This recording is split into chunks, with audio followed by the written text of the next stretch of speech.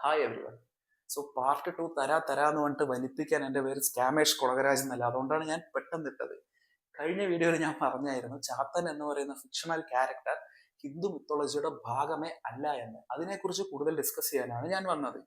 അതിലേക്ക് വരണമെങ്കിൽ കേരളത്തിൽ ഇപ്പോഴില്ല, മുമ്പേ ഉണ്ടായിരുന്നുള്ളൂ എന്ന് പറയപ്പെടുന്ന ജാതി വ്യവസ്ഥയെ പറ്റിയിട്ടും തൊട്ടുതീണ്ടായ്മയെ പറ്റിയിട്ടും പറയേണ്ടി വരും. ആ ജാതി ഹയറാർക്കിയുടെ മേലെ നിൽക്കുന്ന കുറച്ച് പേരുണ്ട്. ഞങ്ങളാണ് മേലാളന്മാർ, നിങ്ങൾ കീഴാളന്മാർ എന്ന് സ്വയം പറഞ്ഞിരുന്ന കുറച്ച് ആണുങ്ങൾ. അവരുണ്ടാക്കിയ കുറച്ച് മെയിൻ സ്ട്രീം ദൈവങ്ങളും ഉണ്ട്, അവർക്ക് ക്ഷേത്രങ്ങളുണ്ട്. സോ ആ ക്ഷേത്രങ്ങളിൽ ഒന്നും തന്നെ ഈ കീഴാളന്മാരെ പ്രവേശിപ്പിച്ചിരുന്നില്ല, ഈ ക്ഷേത്ര പ്രവേശന വിളംബരമൊക്കെ വരുന്നതിന് മുൻപേ. സോ ഈ കീഴാളന്മാർ എന്ത് ചെയ്തു എന്ന് വെച്ചാൽ അവരുടേതായ ദൈവങ്ങളെ ഉണ്ടാക്കി. അവയാണ് ഈ ചാത്തൻ, കുലവൻ, ഗുളികൻ, എക്സെട്ര എക്സെട്ര എക്സെട്ര. ഈ രണ്ട് സ്ട്രീം ഓഫ് ഗോഡ്സും തമ്മിൽ വളരെയധികം വ്യത്യാസമുണ്ട്.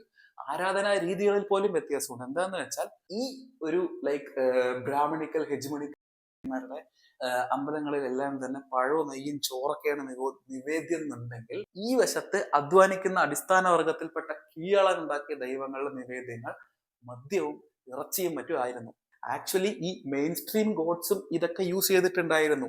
ബുദ്ധമതവും ഹിന്ദുമതവും തമ്മിൽ ഒരു പൊളിറ്റിക്കൽ വാർ വന്നിരുന്നു. ബുദ്ധമതത്തിന് കുറച്ച് എമർജൻസി ഇങ്ങനെ കൂടി വന്നു. അവര് പൊക്കി പറഞ്ഞ ഏറ്റവും വലിയ കീ പോയിന്റ് എന്താന്ന് വെച്ചാൽ ഇതേപോലെ അഹിംസ, വേഗണിസം, ഒരു വാണത്തരോണ അന്നും ഇന്നും എന്നും അതൊക്കെയാണ്.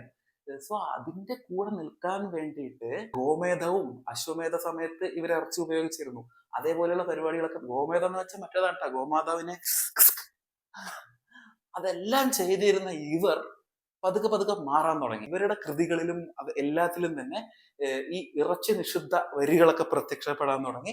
പൊതുവെ സത്യസന്ധനായ ഭക്തൻ സസ്യാഹാരിയാണ് എന്നുള്ളൊരു സാധനം ഇവിടെ വന്ന് ഇപ്പുറത്ത് അതേപോലെയുള്ള യാതൊരുവിധ ബേസിലസ് ചട്ടക്കൂടുകളും ഉണ്ടായിരുന്നില്ല.